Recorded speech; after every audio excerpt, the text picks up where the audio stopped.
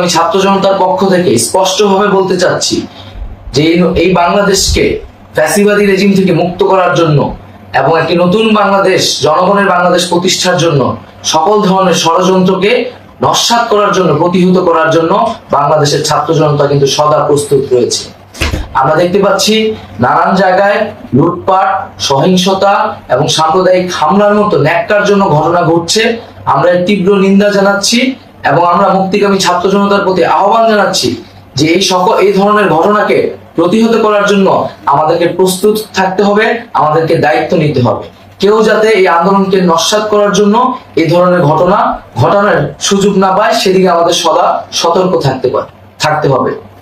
আমরা আরো দেখতে পাচ্ছি যে রাষ্ট্রপতি গতকাল বলেছিলেন যে অনতিবিলম্বে তিনি জাতীয় সংসদ বিলুপ্ত করবেন, কিন্তু আমরা এখনো দেখছি যে একটি অভ্যুত্থানের পরেও এই ফ্যাসিস্ট হাসিনার জাতীয় সংসদ রয়ে গেছে।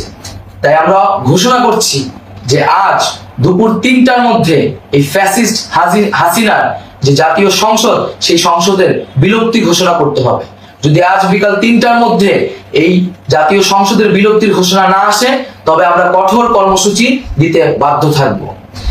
এছাড়া বন্ধুগণ, সবার জন্য আমরা জানাচ্ছি যে আমাদের যে অন্তর্বর্তীকালীন সরকারের কথা আমরা বলেছি, সেই সরকারের প্রধান উপদেষ্টার নাম আমরা ইতিমধ্যে ঘোষণা করেছি এবং এই সরকারের অন্যান্য উপদেষ্টা সহ সামগ্রিক রূপরেখা আমাদের প্রস্তুত রয়েছে। আমরা খুব শীঘ্রই সেই রূপরেখাটি জাতির সামনে উপস্থাপন করব।